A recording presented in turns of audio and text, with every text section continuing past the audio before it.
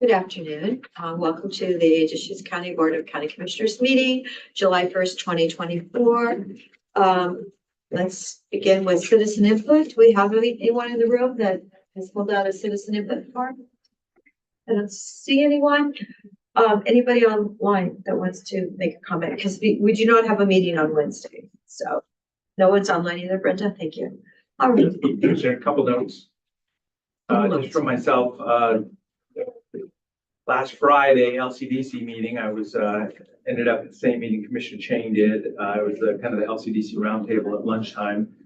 So just acknowledging that we were in the same room at the same time.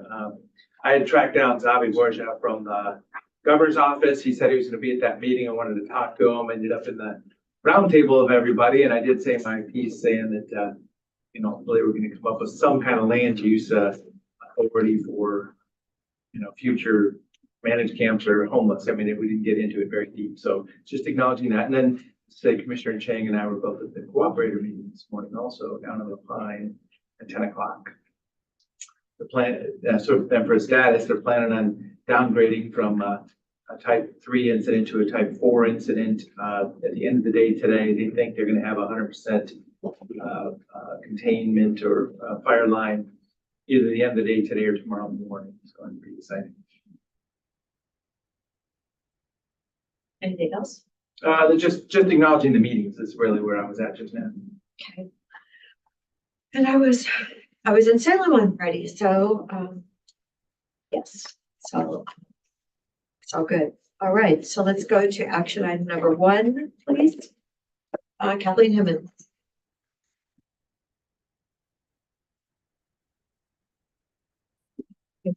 Kathleen Hinman, HR Director for the record, and I have with me Trygve Volken, HR Analyst. So we have for you here consideration of amendment to the county employee health benefits medical and dental plans to expand the definition of domestic partner to include opposite sex domestic partnerships to align with House Bill 2032. So just a little bit of background, the plan has been compliant in providing coverage to domestic partnerships that are registered, that has a specific definition with the state of Oregon. And that was until House Bill 2032 with same-sex domestic partnerships. With the onset of House Bill 2032 and a re-review of our plan, we are recommending that the definition be in our plan be clarified that it does include those same-sex and opposite sex registered domestic partnerships. So our little paragraph here where it says to include registered opposite sex, you needed to say same sex too on that line? We actually, the amendment now just says that it will mean an individual age 18 or older who is joined in a domestic partnership whose domestic partnership is legally registered in any state. And that registered, that definition at the state of Oregon level includes both opposite same-sex domestic partnerships.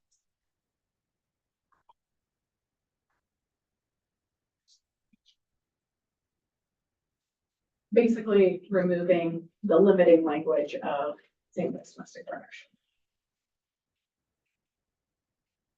Makes sense to me that we would treat opposite sex domestic partners the same as we would treat same sex domestic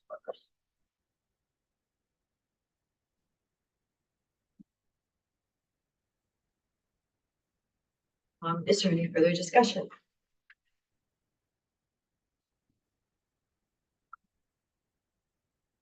It's one thing that for your budget impacts here, it's a relatively modest anticipated budget impact. That is because the idea here is that these will need to be registered domestic partnerships, and that's quite a process for people to register as a domestic partner, not just be living together. Correct. There is a process in which that couple would need to go through to establish that. So it is a legal recognized status, which comes with then when you go to unrecognized that status, there's a legal process with that as well. So it is, this is anticipated it's hard to know about how many will enroll, but, in looking at some analysis, our consultants came up with around 10 really new enrollees at the time. And the budget impacts, were estimated based on that. We do have a recommended motion, for consideration.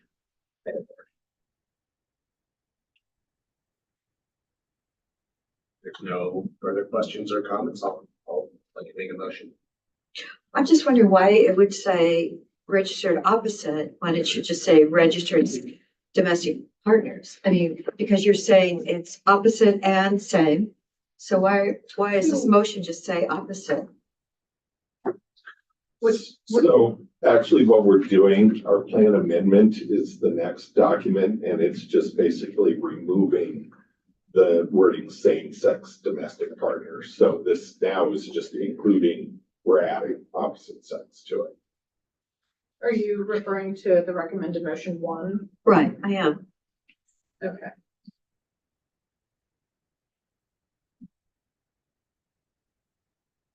So I think that it's probably just the way in which this was worded. So that motion is recommended to remove the registered, to remove the same-sex domestic partnership, which would then include the opposite sex registered domestic partnership.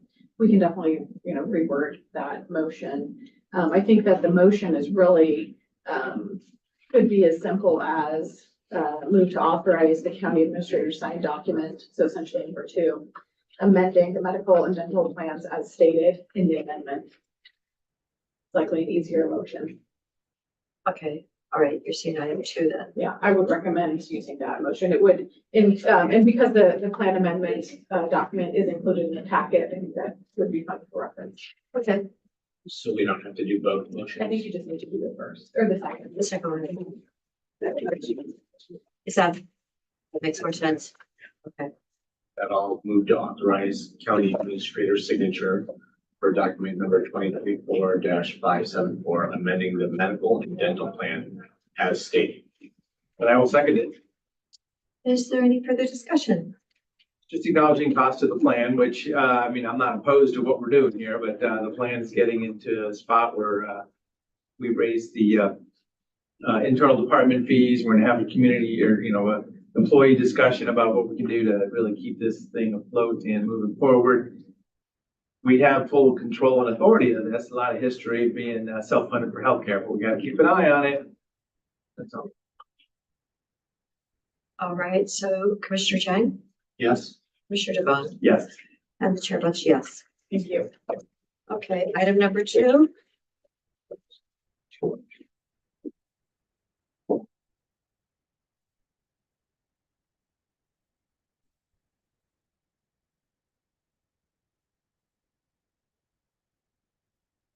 But before you start, could I ask you a question? In the document, it said Cook Avenue, and yet Cook Avenue is not on the front page.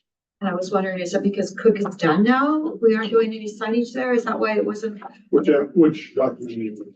The attachment, on item recitals on page 7, our page 7, level 3, it has Cook Avenue listed, Palbiot Highway, Alfalfa Market, all of them, and Cook Avenue is there, but it's not on the front page. Yeah, that Cook Avenue wasn't actually a part of her application there. I think that was a copy and paste error, although that's part of, none of us caught. Okay. So it wasn't- Cook Avenue is not part of this. Okay, because that's, I Cook would, Avenue is a county road, much like it says in that assignment, but no work on Cook Avenue is planned in this project. okay. I just checking it. Thank you. So go ahead. Okay, well, and for the record, Cody Smith, County Engineer, Assistant Road Department Director. Here this afternoon to present to you board a intergovernmental agreement with ODOT for the All Roads Transportation Safety Program or ARTS program, Deschutes County Driver Feedback Sign Project. Towards the end of 2020, Road Department submitted an application to ODOT for the ARTS program for the installation of speed feedback signage on several different county road segments, 8 different county roads, all around the county. The All Roads Transportation Safety Program is effectively jurisdictionally blind program using federal highway safety improvement program funds to make either systemic or site-specific location safety improvements on public roads. So with this application back in 2020, we were relying on crash data for the 5-year period between 2014 and 2018. We were, out of the applications we submitted at that time, we were successful with this application for installing dynamic speed feedback signs. These are the radar activated signs that are coupled with a speed posting that tell drivers how fast they're going, gives them a message to slow down if they're exceeding the speed limit. Speed feedback signs nationwide, they've been demonstrated to provide up to a 41% reduction in occurrence of crashes on a given road segment, primarily used to mitigate speeding. With that, happy to answer any questions. The intent is with execution of this agreement designed for this project would start this summer. We're looking at 2026 for construction of the project. I guess real quick, I'll just list off the different roads that these signs are proposed on. So we have segments of Alfalfa Market Road, Burgess Road, Klein Falls Highway, Day Road, Old Bend Redmond Highway, Powellview Highway, South Canal Boulevard, and South Century Drive. So hitting all corners of the county here with this. Again, happy to answer any questions. Except for that very complicated stretch that's county and city over by Knott that I keep hearing from that community. And I know you're coming up with some alternative plans in order to hopefully slow people down. Yeah, so Knott Road does have some alternating jurisdiction on it. There's a whole array of traffic calming and speed reduction measures out on there, but as of late, there's still been some issues out there. We are working with city staff on a plan specifically to address some mitigation, more mitigation installed at the intersection of Knott Road and China Hat Road, which is a city Bend intersection. But yes. Thanks. Cody, this wording, this phrase, ODOT will deliver this project so that the county won't be very involved in any of that kind of installation of these speed signs. I wouldn't say the county wouldn't be involved. Ultimately, because it's federal funding and the stewardship agreement between federal highways and ODOT, ODOT is responsible for delivering the project. So it'll be, what will probably happen is it'll be designed internally by ODOT staff and then will be delivered through ODOT construction section. County staff will be part of the design delivery team, but ultimately the contract letting will be through ODOT. Okay. So even though these are, I don't think any of these are state highways. Correct. These are all county roads. They will do ODOT will come do the project on that. That's correct. Yeah, that's in prior ODOT STIP cycles, the ARTS program was a program that ODOT would do fund exchange for. So they would exchange the federal funds for state funds so that the local agency could deliver it in-house. But here in the last year or so, ODOT's kind of more or less done away with that program, except for codifying the fund exchange program specifically for the prior surface transportation block grant program. So pretty much all the other federal funding programs, ODOT's no longer, or at this time anyways, is not doing fund exchange for. Thank you. So on another note, have you given feedback to ODOT about going north on 97? I hear we have a lot of confusion in the community. I hear there's been a lot of U-turns. Yes, been U-turns. made. I think ODOT spotted that day one. It appears they put some reader boards up to try to dispel some of that. I was conversation with ODOT staff on Friday. They were trying to get state police out there to kind of help with more enforcement over the weekend, but they've heard about it. Yeah, they're aware of it. Right. I heard heard from Robert Townsend, and he said, yeah, they were trying to help people realize they couldn't turn left anymore into Trader Joe's. Right. Yes, okay, People will get the hang of it here soon enough, I think. hopefully soon. Yes, any other questions, So comments? this is about $1 million project, and we're gonna write $100,000 back to ODOT in support of it. Yeah, that'll be our match to the project will be 10% on the project cost, so. I'm showing that all in fiscal year 25. The reality is there'll probably be a small portion of that contribution we'll be making in fiscal year 25 for the design. And then, immediately prior to the construction starting, we'll be making the rest of our contribution. So So we'll see in 2 fiscal years. most likely, yes. Is there a motion? I'll move approval of document number 2024-560, intergovernmental agreement with Oregon Department of Transportation for the All Road Transportation Safety Program for Driver Feedback Science Project. Before I second that, do we need to cross out Cook Avenue?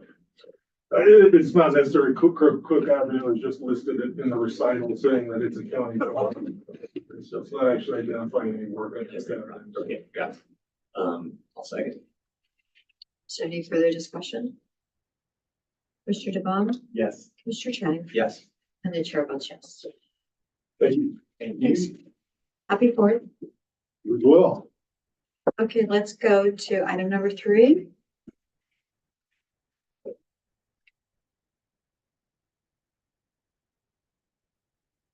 Afternoon, Jared.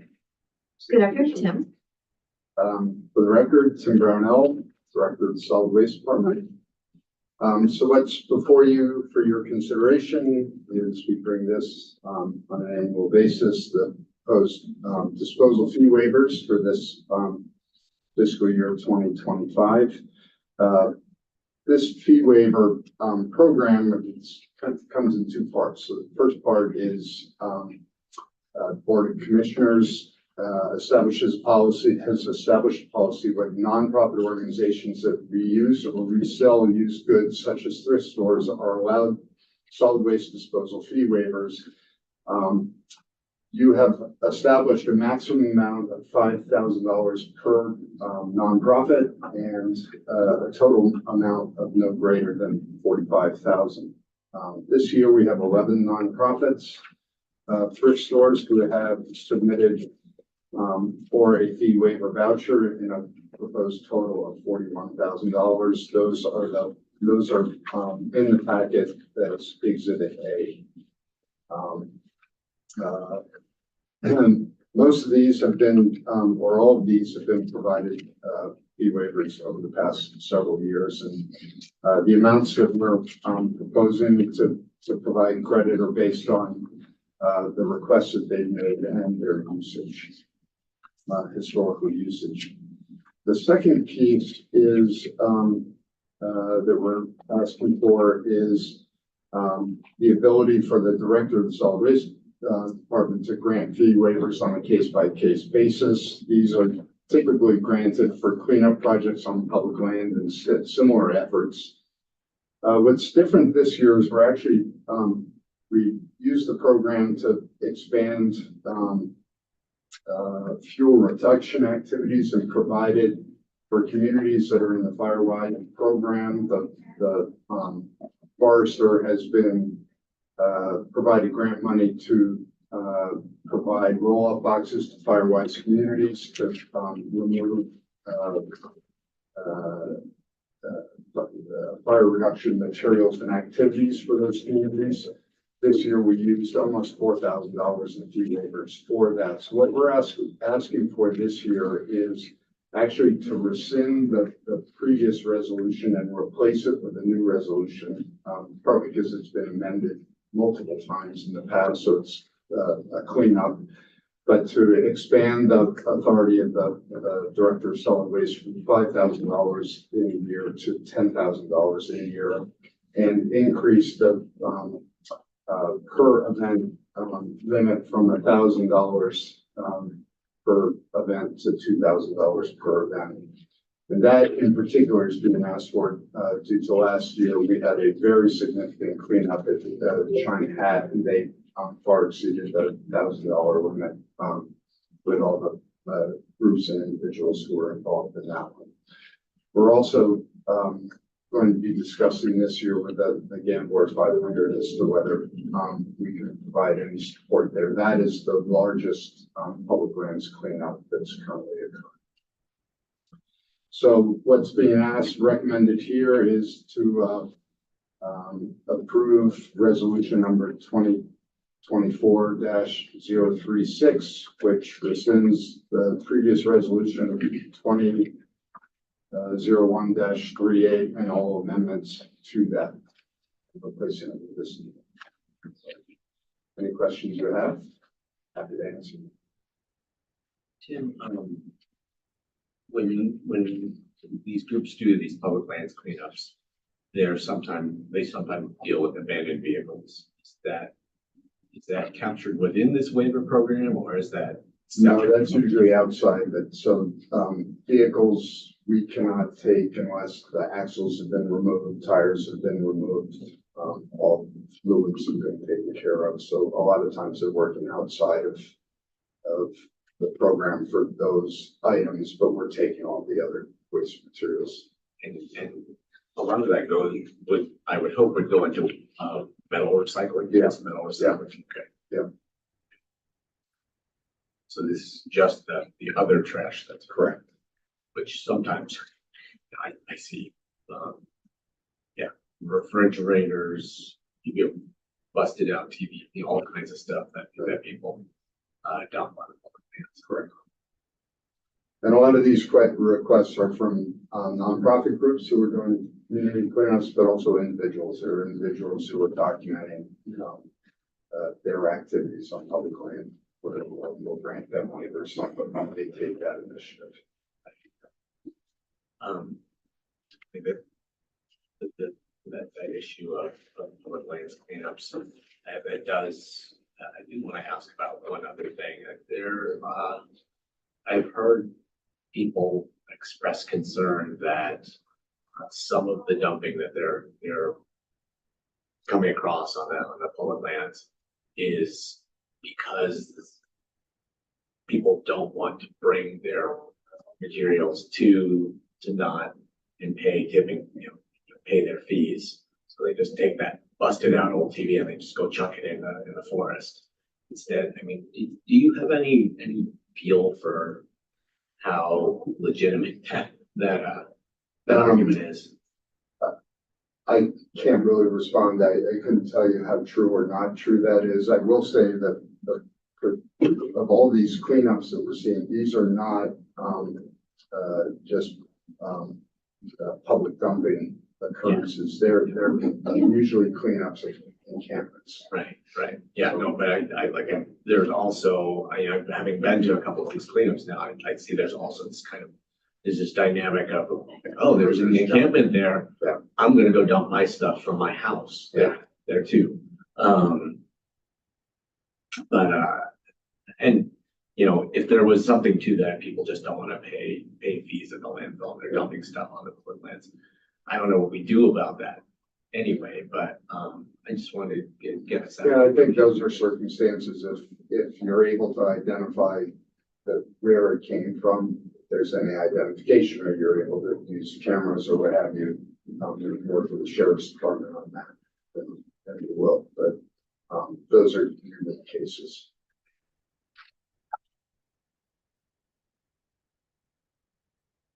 So Tim, the resolution actually says not to exceed 45,000, but this next year you're actually recommending the 41,000. 41,000, correct. Okay, so you'll have a little bit of leeway then. Yeah. If we had another request, we could bring it forward. Okay.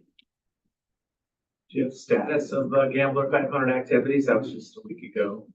I don't. We're going to get a report from Republic Services who worked with them, and we worked with them on having weekend access to Negus to make it more efficient.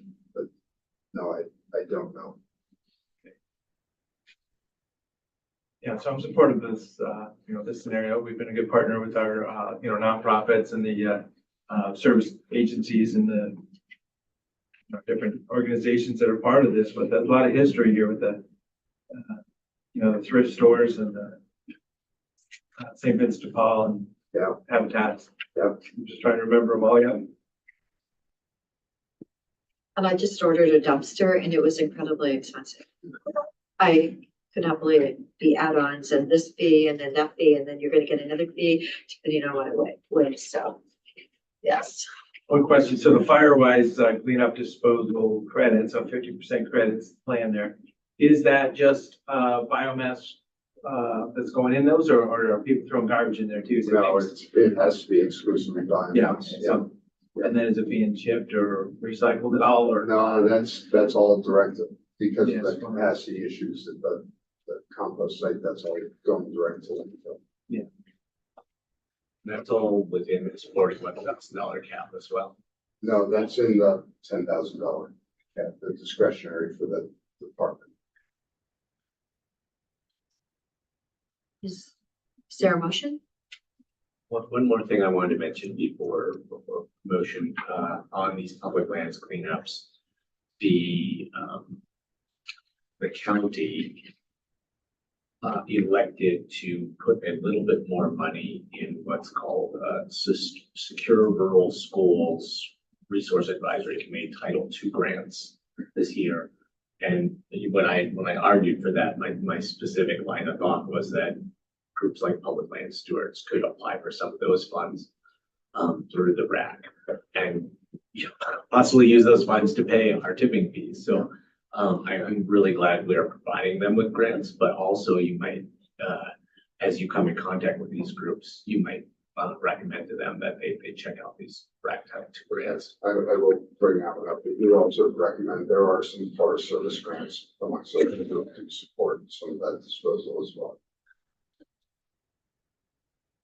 With that, I'll move approval of resolution number 2024-036, approving solid waste disposal fee waivers for fiscal year 2025.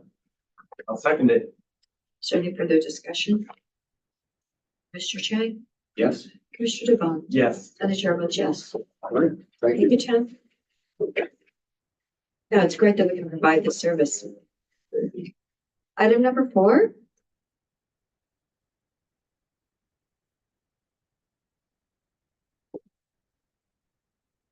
Good afternoon, Commissioners. For the record, Audrey Stewart, Associate Planner, and you'll need to bear with me for a second. I'm going to join the Zoom meeting so that I can share some slides. Thank you.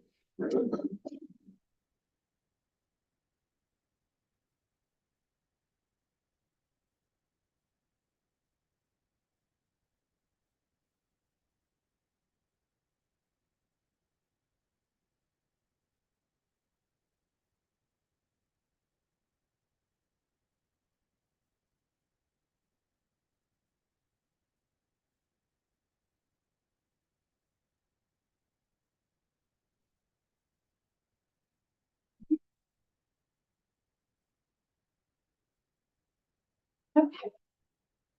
The item before you today is a work session to prepare for an upcoming public hearing. This is an appeal of a hearings officer decision denying a request for a psilocybin service center. The purpose of today's work session is to get preliminary input from the board and bring you up to speed on this application. For any discussion of the merits of this application, so for example, should it be approved or not, we'll want to hold off on those questions and discussion for the public hearing.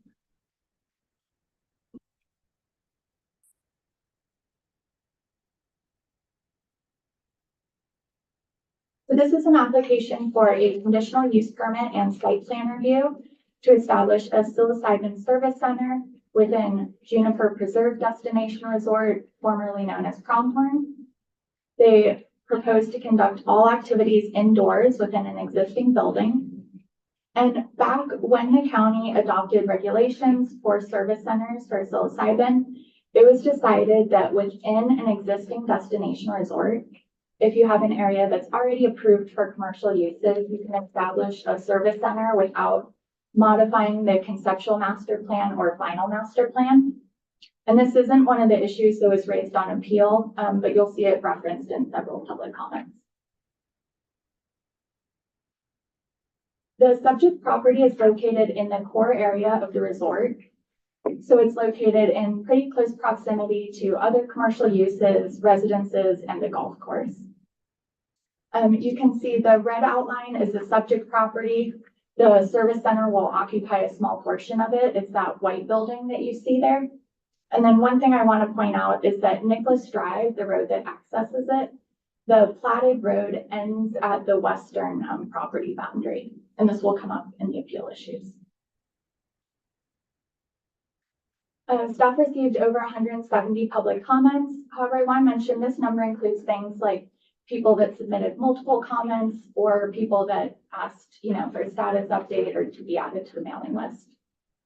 And on the screen here, I have just a high-level summary of the issues raised in opposition and in support, and the hearings officer responded to these in his decision. A hearings officer decision was mailed out on April 29th. The hearings officer denied this application, and there were 3 issue areas that he denied it based off of, so I'll walk through those 3. The first is the screening of the parking area. So there are 2 code criteria that apply to this. The first is a bit more specific. It requires when you have 5 or more parking spaces that it's effectively screened from adjacent residential uses.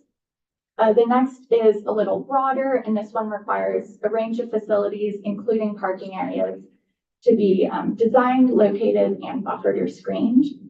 The hearings officer found that there are adjacent residences, so immediately to the south, and that there wasn't sufficient screening. Can you go back to that site map and just kind of with your cursor, even the one before it? Yeah, so this is the building, and then this is where the parking area will be, and they're proposing to build it out, develop it a little bit more. And then these immediately to the south, I lost my cursor. These are residential units. And so what the hearings officer specifically was concerned about for this one was whether there was enough screening between that parking area and then those residences. And for reference, this is their proposed site plan. And there are, some shrubs and landscaping proposed, but the hearings officer essentially said it wasn't sufficient. So that square area on the right side is the parking area. Correct.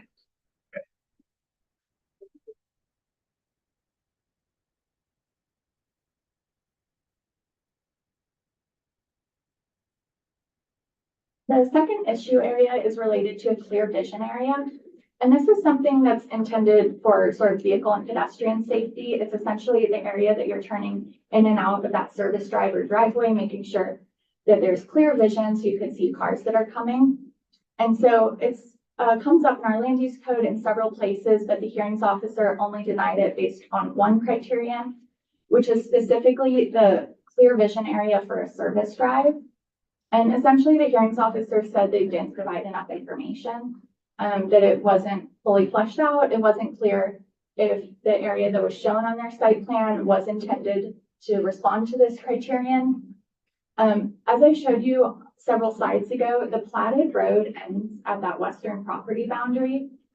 And so the hearings officer found that Nicholas Drive, where it continues into the property, is a service drive, not a road, or that it functions as a service drive.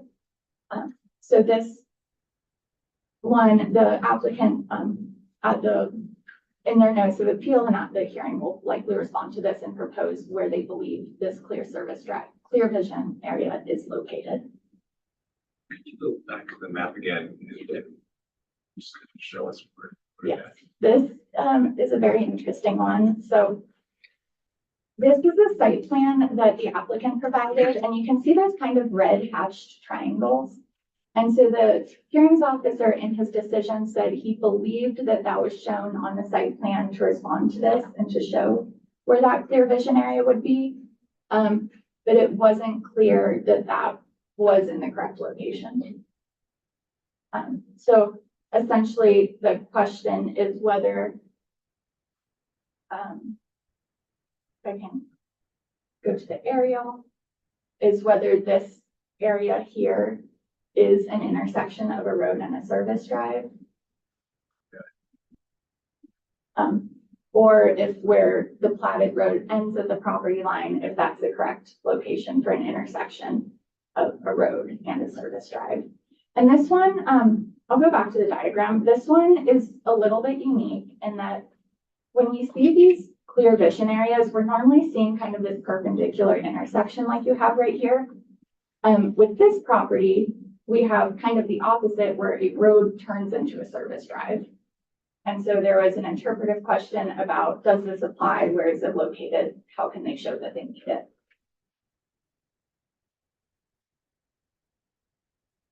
So if you were to, that diagram you have here, if you were to orient that for the actual site, the map we were looking at, it would be like this. You rotate it 90 degrees, is that driveway, street? For this is one where I kind of don't want to get ahead of the applicant. At the hearing, they likely will propose where they believe it should be located and defined. Essentially what the hearings officer said was that you didn't show it on your site plan and therefore it's not clear how you need it. Okay. But excellent question. This third issue area is the one that received quite a number of public comments and likely will be addressed in detail at the public hearing. And this is whether there's adequate transportation access. So this criterion comes from our general standards for conditional use. And it requires the applicant to show that the site is suitable based on transportation access. In this case, the resort is accessed via a right-of-way grant through Bureau of Land Management land, which is federal land. The proposal requires transporting psilocybin across federal land. And the hearings officer found that transportation access is not sufficient because it requires the applicant to transport psilocybin across this right-of-way. As I mentioned, this is one that both sides presented legal arguments about and will likely discuss in depth at the hearing.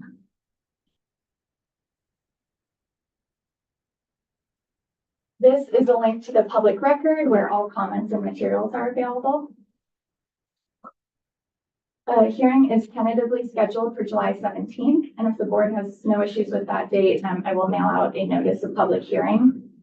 As a reminder, the board voted to hear this limited de novo. That means deliberation and testimony will need to be directed at those three issue areas that I just ran through. One decision point for the board is whether to adopt time limits. For reference, we did have a number of people testify at the previous hearing for this. If you do choose to adopt time limits, I've presented some ones that you might use. Those look excellent. So thank you for doing that. All right. Do we anticipate any government bodies showing up for this? For this one, I'm not sure. BLM did submit written comments that they didn't attend the previous hearing, so I'm not sure if they will attend or not. And is there agreement from the board to establish these time limits? Yes.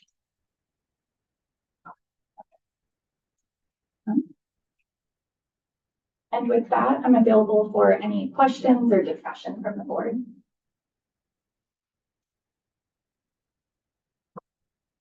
Go ahead. Go back to the map again and talk a little bit about what the surrounding uses are. I know that wasn't the point of, it doesn't seem like that was a point of contention in this. So immediately to the north here is a golf course. And so this paved area is a golf cart track. This is parking that's shared for the core area of the resort. So we've got to the west over here, we have the golf club. There's a condominium style hotel over here. This property to the south of that shared parking is, it's got a variety of things like a clubhouse, restaurant, pools, etc. And then these are, I believe, condominium style townhouses.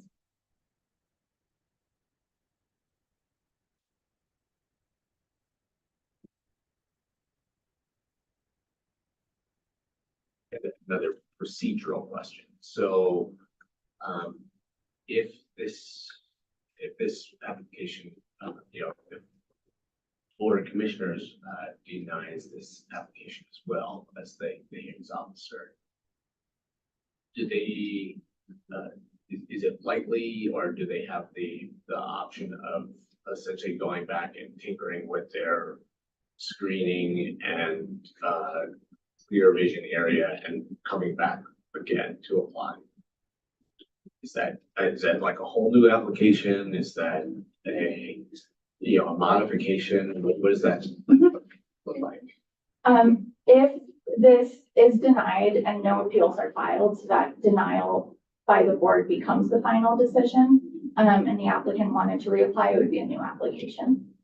If there was an approval, let's say by the board or during an appeal process, and down the line, if they wanted to apply for some type of modification of that approval, they could. But what you're describing would likely be a new application.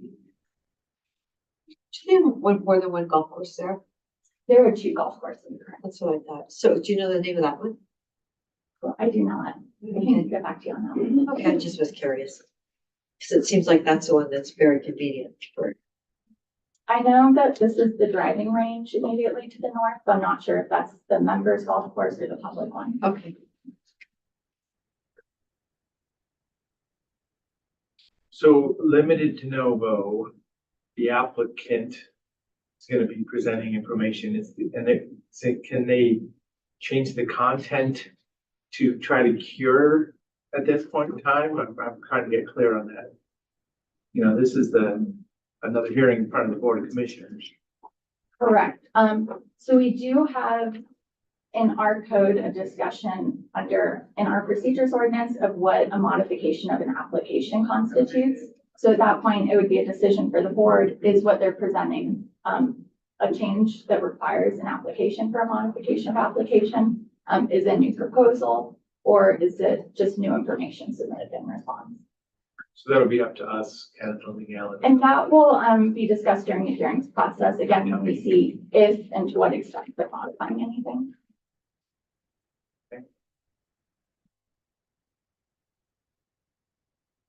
Excellent. Are there any other questions, follow-up questions? Only other thought is there value, or is it appropriate to schedule a site tour for individual commissioner or each of us individually? I mean, just the concept. I don't know, would there be any value in that, or? That would be up to each commissioner. We can follow up with that and coordinate with their staff. I'm not sure if it'll add value, but I mean, it'd be interesting just to be out there for 5 minutes. I could get a feel for it a lot better. And I think I've been through there, but just put it in some place.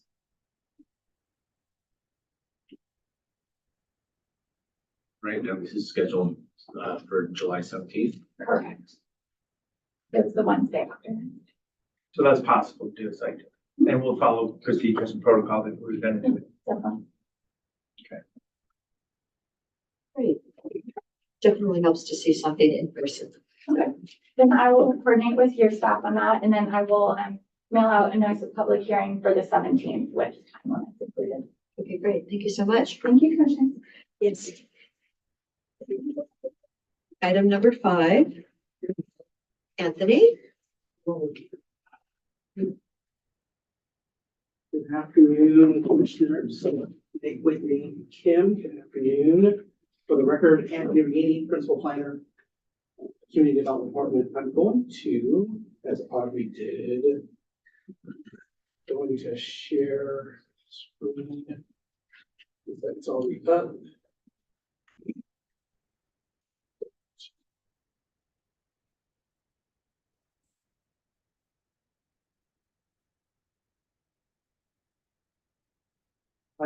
Brenda, want to share screen? Panelists.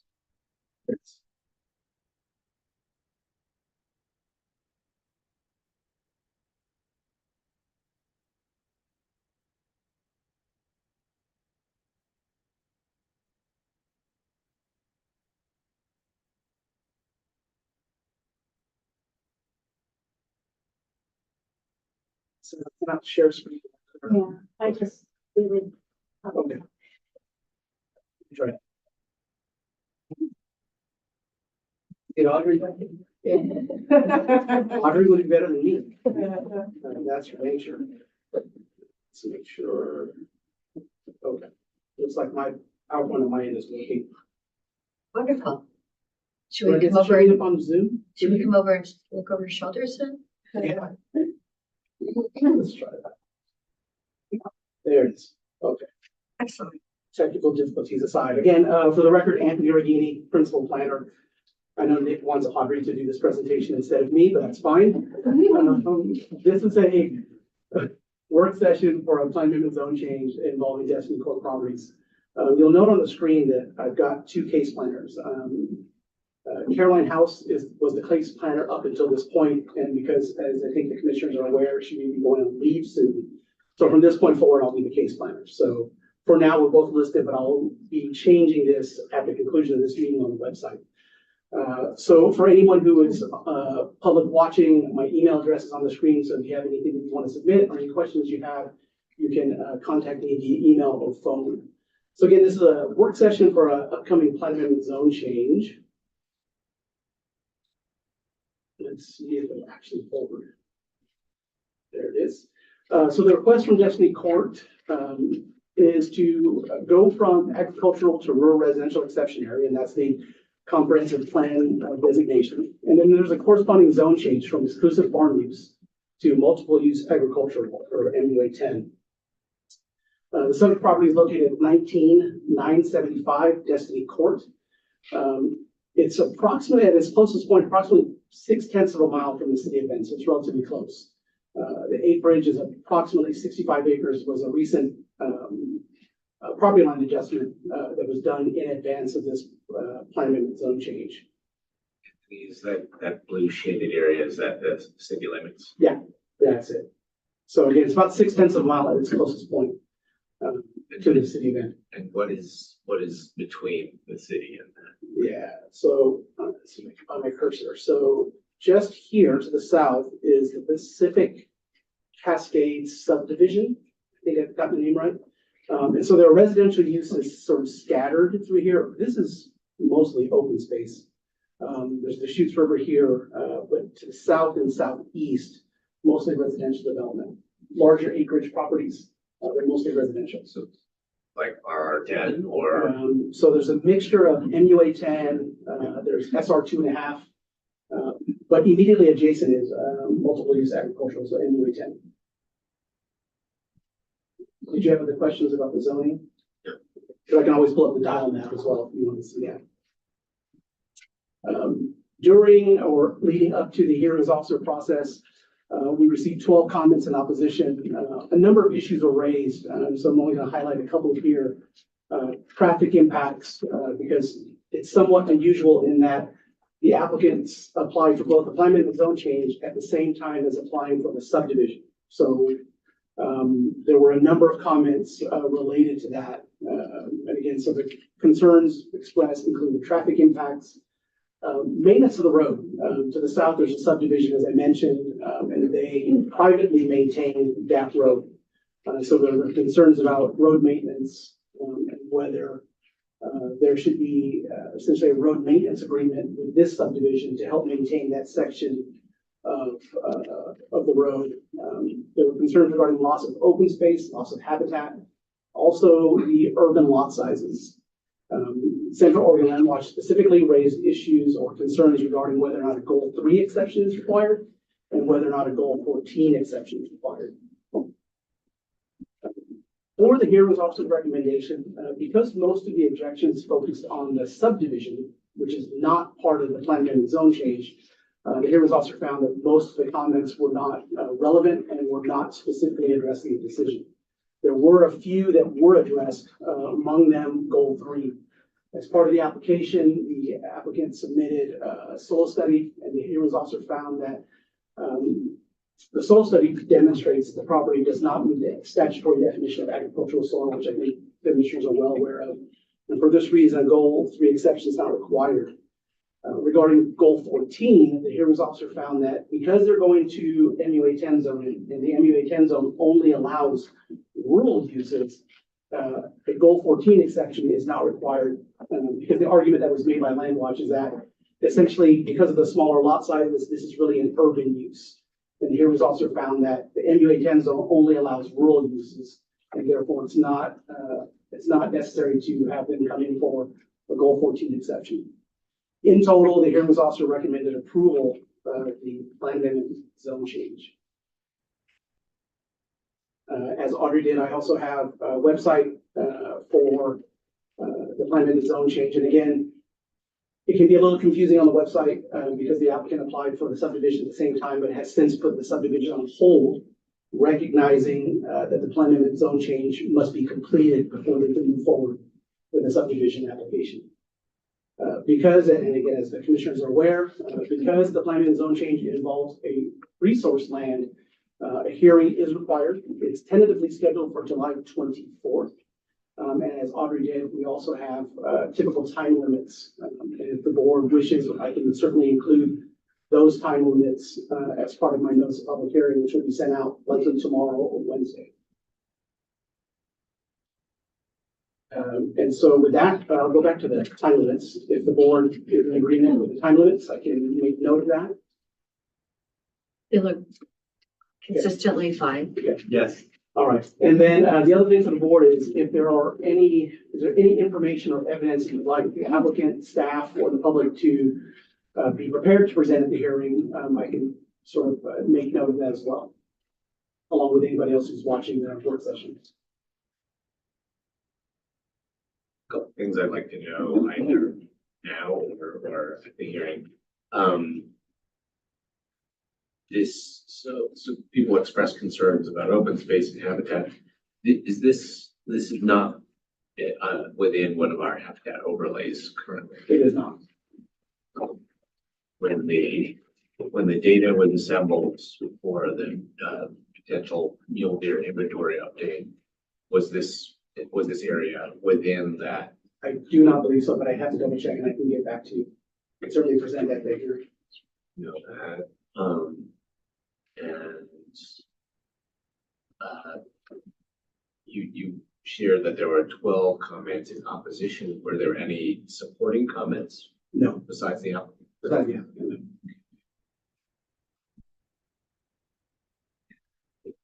I got a little bit confused with it said that there was an initial application for 2 properties and then it was reduced to 1. That's a great And then question. there was some discussion about the 14 lot subdivision. And Yeah, is that just within the 65 acres or is that It is. spread across more?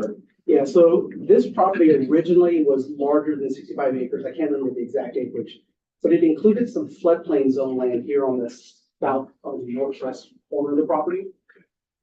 And what the applicant did is effectuate a property line adjustment to move that floodplain zone land, and actually the neighbor to the west on tax lot 200, which is over here, ended up getting all the floodplain zone property. And so there was initially 2 tax lots, and now there's only 1 tax lot that is affected by or is subject to the plan amendment zone change because they've moved that floodplain zone land out. So now the entirety of the property that is subject to the plan amendment zone change is only MUA 10. There is no floodplain. And the I mean, it looks like you're up on plateau and Yes. it drops off the rim. So there's no floodplain in there, but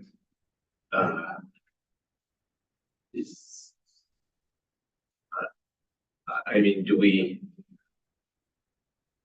I guess the 14 lot subdivision, that is a separate Separate. application. Yeah.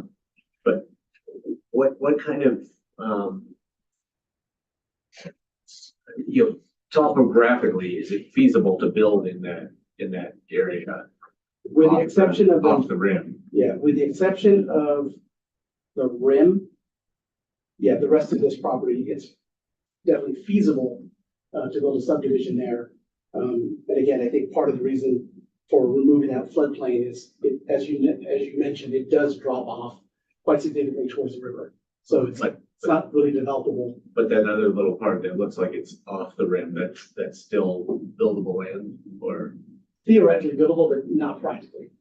It's way too steep. not as much as the big flat area? Exactly. Okay.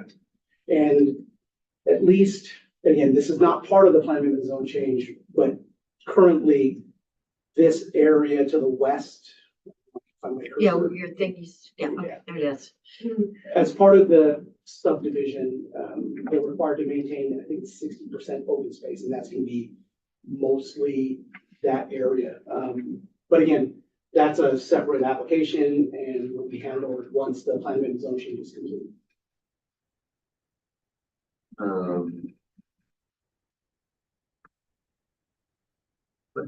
So where is Tumalo State Park from here? It's to the north. So it's, but it's not close. It's right there. It's right there. It's, Okay, so it's as close as the, it's about a quarter mile. it's pretty close. It depends. I don't like to walk, so that's really far for me. But for Nick would be, he's a runner, it would be very short. Okay. So. See, Nick wants otter here. So. It's relatively close. Quarter mile or so.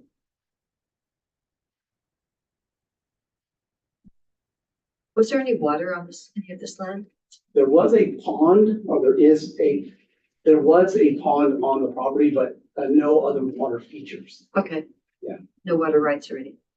Actually, I think there were water rights. I don't know if there's still water rights on the property. There were water rights on the property. But I can look at that in. That'd be great to do. So. Okay. And there's currently no other buildings with wells.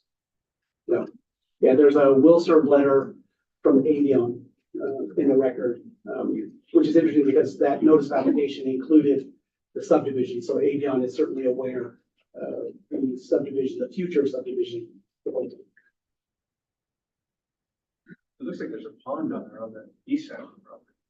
Yeah, and I don't recall what year. Again, I thought there was a pond. There may still be a pond there. But it's a very small water feature at this point. Yeah. Is it there year round? I'd have to ask the applicant. I'm not certain. Any other information the board would like either now or for the hearing? Do you know what the zoning and property ownership is like just to the north between there and Tumalo State Park? Let me stop sharing this screen if I can.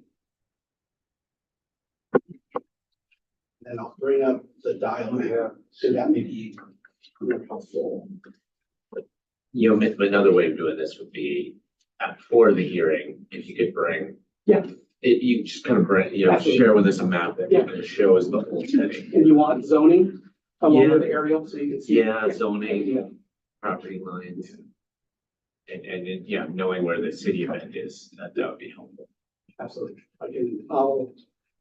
I'll probably be two maps because the city of Bend, again, is about 6/10 of a mile. And at that scale, you don't really see property lines.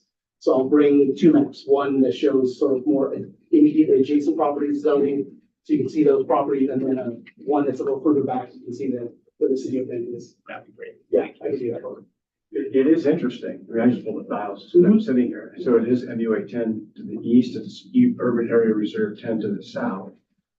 Oh, It's urban area you go reserve. around it, and then to the north, it's the open space and conservation. So it's right the mix around It's, around the property. So that'll be really helpful Yeah. to bring them out. So it's urban area reserve immediately to the south? UAR 10. That's what it just said? Anyway, it'll be interesting. We can bring it out. Yeah, the open space conservation, that's associated with Tumalo State Park. Yes. So that makes sense. Yeah, but I'll certainly bring two maps for the area, and that way it gives you a sense of scale and, sort of uses and zoning around it. We can do that. Anything else for the commissioners that you'd like to have presented here? So I appreciate that the subdivision proposal is separate and to be considered later. But it would be helpful, I mean, it'd be helpful for me to understand, you know, if this is MUA 10 lands.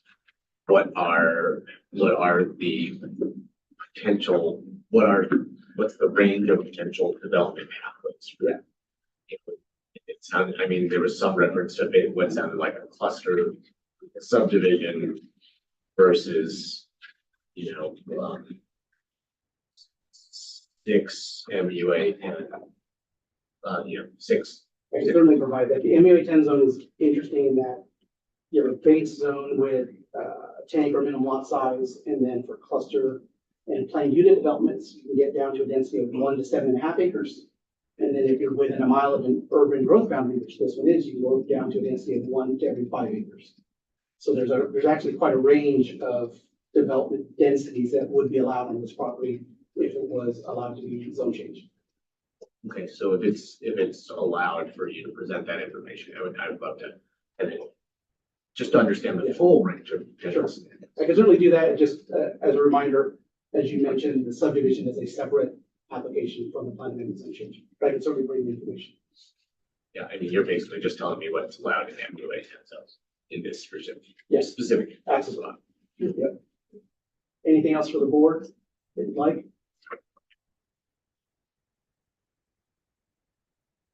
So this will be on the 24th then. 24. Excellent. Great. Thank you. Thank you so much. Congratulations. We'll be looking forward to seeing that. Yes. Yes, you are so lucky. Yes. Easier than having a baby. That's for sure. Well. Okay, any other items? Could share a couple of other items.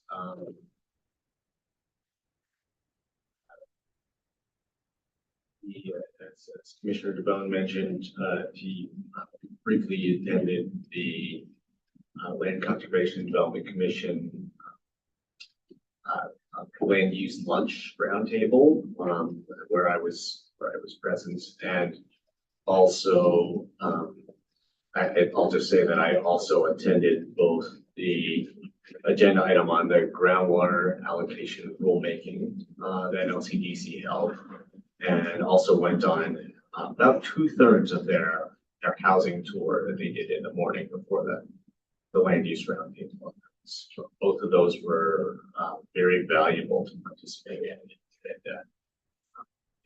you know, for that housing tour and hear the city events perspective on, you know, challenges and opportunities for developing more housing and particularly more workforce and affordable housing here. And then at the groundwater allocation rulemaking, I shared some of the concerns with the LCDC that I've been sharing with people on the state water end, on the water end for the state Water Resources Commission and OWRD. Also attended the St. Vincent's Village open house last week, and you know, as mentioned this morning, got to attend what may be the final Darlene Three Fire Cooperators meeting, and had a chance to ask a number of questions. Now that the fire is winding down, I got to ask a lot of questions about fuels treatments that had been implemented prior to the fire and how helpful those were for containment and you know, suppression of the Darlene fire. It sounds like there'll be some very formal analysis reports on that, but the kind of general message was those past treatments were extremely helpful for containing this fire and limiting the severity of it. One thing I need to share about the fiscal year just ended yesterday. I had about $1,400 of discretionary grant funding left assigned to me from our video lottery dollars for the fiscal year, and I invited an application from the Soil and Water Conservation District and then awarded them those funds that I had remaining. from the discretionary grant. Last thing I'll say is that next week I will not be at the office. If we have a Monday board meeting, I won't be able to attend at all. I'll be on airplanes. On Wednesday, I blocked out the time to be able to attend virtually while I'm on vacation. So available for a Wednesday meeting for as long as we need to meet.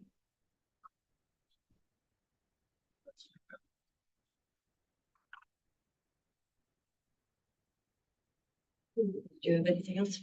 So yeah, lots of engagement from the community in response to this fire in southern Deschutes County. Thanks for the agencies, the response, fire district, utility companies, Forest Service, BLM, everybody that responded to it. Next is Frontier Days and Rodeo, right? So this is Wednesday, Thursday, Friday, Saturday. There'll be a couple days, and I'll be right out in the middle of it all.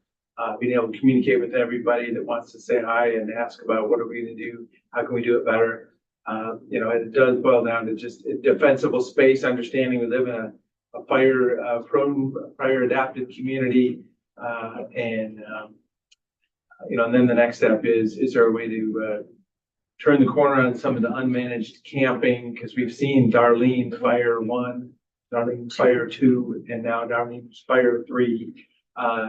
So yeah, there's going to be probably a wave of activity along those lines. And Lisa Clark from the BLM, she was right there in the middle of the fire operations and discussions, and talking with her, and what tools do we have, what community expectations do we have, what's the culture of Central Oregon for allowing people to be setting up in these unsanctioned long-term camps. So no answers here today, once again, but just sharing some of the concepts. Okay.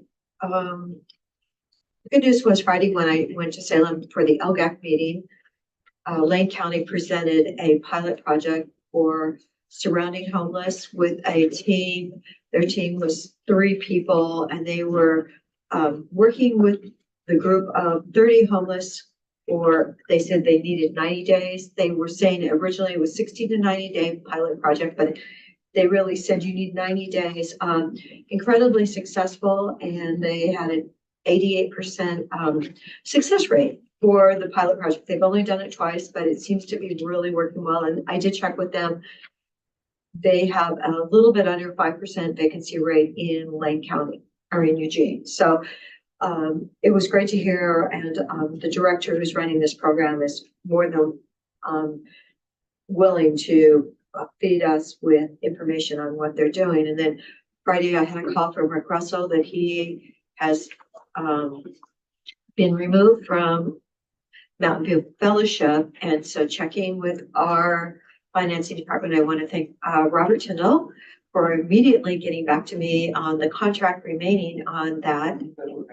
We'll have to see how it works out. I also talked to the board, and they, of course, said they're continuing on with their safe parking program. But currently, the balance remaining is $197,322.81. So remember, we just allocated another $200,000, but it looks like it hasn't left the care of Deschutes County yet. So hopefully, it's going to be a win-win on both sides. They are planning on going ahead with their safe parking program with the team that they have now. So anyway, anything else in the room? Sure, I just want to say it was a big deal for us to host the Land Conservation and Development Commission meeting here last week, and most of that success is attributed to Brenda Frisvold and Andrew Powers. They just did a remarkable job. It takes a lot of coordination and infrastructure to host any meeting, but especially when it's another agency and high profile, and they really just did a remarkable job. So thanks to both of them. That's what I just wanted to share. Yes, they do a remarkable job constantly. So we're so appreciative. Thank you for all you do.